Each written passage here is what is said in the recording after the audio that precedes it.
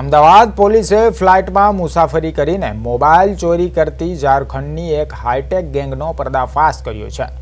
ઓઢવ વિસ્તારમાંથી રઘુ અને વિક્રમ નામના બે આરોપીઓની ધરપકડ કરવામાં આવી છે, જેમની પાસેથી 21 મોંઘા સ્માર્ટફોન મળી આવ્યા છે।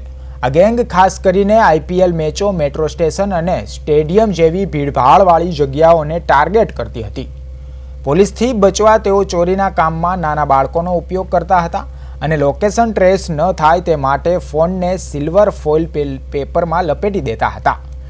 આ ઉપરાંત તેઓ ખાસ ખાનાવાળી બનિયાનમાં ફોન છુપાવતા અને અનલોક ફોનમાંથી ગૂગલ પે દ્વારા પૈસા પણ ટ્રાન્સફર કરી લેતા હતા। ફોન સાથે અમે બંને આરોપીઓને પકડેલા।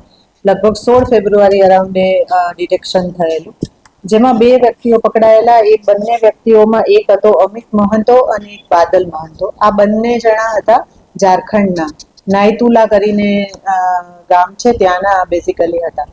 આ બંનેની પૂછપરછ અમે જ્યારે પકડી, આ બંને અમે